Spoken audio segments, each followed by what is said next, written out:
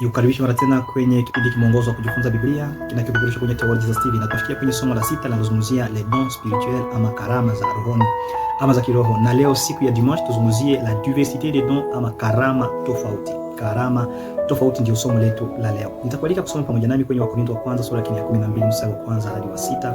Na hapo tuangalie kile l'accent principal de ce passage. Paulo anazingatia nini katika sura hii?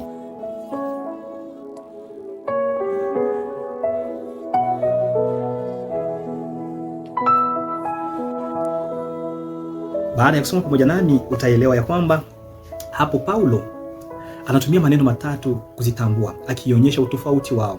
Hapo anazungumzia charismata ambayo ni don, diakonia, service na energemata ama operation. Kwa hivyo anazungumzia hapa karama, huduma na utendaji. Hata hivyo, kitu muhimu katika somo hili ni kwamba mpaji ni mmoja, ni Roho Mtakatifu anayetoa karama, Bwana Yesu na Mungu Baba. Kwa hivyo hivi ni kusema uungu unaofanya kazi kwa umoja kulingana na Yohana 14 mstari wa 16. Hivi basi, ukijiuliza kwa nini Mungu hutoa karama tofauti kwa watu tofauti ikiwa ni Mungu mmoja ndiye anayetoa hizo karama, elewa pamoja nami ya kwamba karama za Roho hutumiwa kwa faida ya kanisa, sio kwa ajili ya kujisifu, ni kwa ajili c'est pour l'édification de l'église.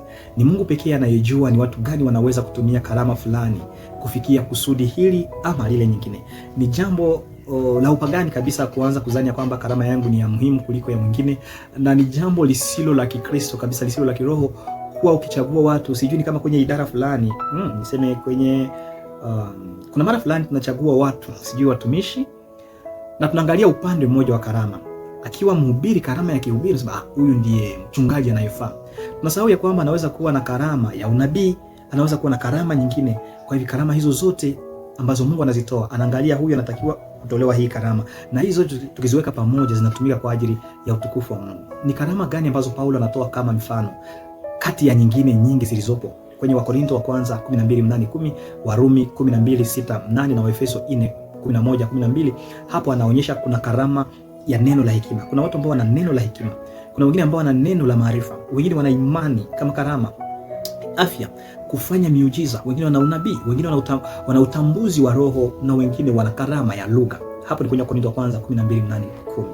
Lakini kwa upande mwingine kwenye Warumi 12:6-8 anaongeza kwamba kuna karama ya huduma, ya kufundisha, ya kusihi, ya ukarimu, ya uongozi na ya rehema. Ukifanya ziara kwenye Efeso 4:11-12 anaongeza ya utume, ya uinjilisti, ya uchungaji na shahada ya uzamili. Kwa hivyo hizo karama zote, kila mtu anapokuwa na karama yake moja, hizi tukiziweka pamoja kwa ajili ya utukufu wa Mungu, hapo tutakuwa tumefanya kitu hiyo. Mungu akusaidie sana utambue karama yako ni ipi, na sio kuilinganisha na ya mwingine, ama kuzani yako imekuwa maana kuliko ya mwingine, ama kutaka watu wote wawe na karama ambayo wewe unaitaka. Mwache Mungu atoe karama jinsi anavyotaka, na hizo karama zitumike kwa ajili ya utukufu wake. Ikiwa umebarikiwa na somo, basi tunyekee kwa ombi. Asante Yesu Kristo, kwani umetoa karama nyingi, lakini ni wewe Roho Mtakatifu unayetoa hizo karama. Tufunze kuzitendea kazi kwa ajili ya utukufu wako, katika jina la Yesu Kristo. Amina. Mungu akubariki, usikose kusubscribe, like na kusambazia somo hili kwa watu 7 ama kwenye group 7. Mungu akubariki, karibuni kwenye somo la kesho.